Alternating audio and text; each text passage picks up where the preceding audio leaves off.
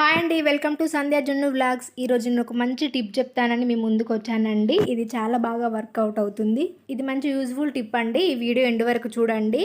మనం rice bag ఇంట్లోకి తీసుకొచ్చినప్పుడు ఓపెన్ చేసిన 2-3 రోజుల తర్వాత పురుగు పడుతూ ఉంటాయి కదండి. ఇలా పురుగు పట్టకుండా ఉండడానికి నేను ఒక మంచి యూజ్ఫుల్ టిప్స్ చెప్తాను. 2 టిప్స్ చెప్తాను.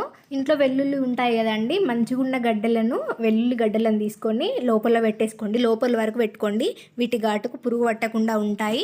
ఇంకో యూజ్ఫుల్ టిప్ ఏంటంటే, వేపాకు ఉంటుంది కదా, వేపాకులని ఇలా ఆకులతో రుబ్బుకొని లోపల వరకు పెట్టేసుకోండి. వేపాకు చేదుకు కూడా పురుగులు రాకుండా ఉంటాయి.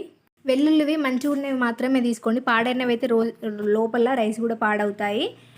ఇంకా వేపాకులు కూడా తడిగా లేకుండా కొంచెం పొడిగా పెట్టుకోండి. తడిగా ఉంటే రైస్ పాడవుతాయి. ఈ 2 టిప్స్ చాలా బాగా వర్కౌట్ అవుతాయి. ఇవి పెట్టిన తర్వాత రైస్ బ్యాగ్ను దగ్గరికి మంచిగా దారం కట్టుకోండి. ఎన్ని రోజులైనా పాడవకుండా ఉంటాయి, పురుగు పట్టకుండా ఉంటాయి.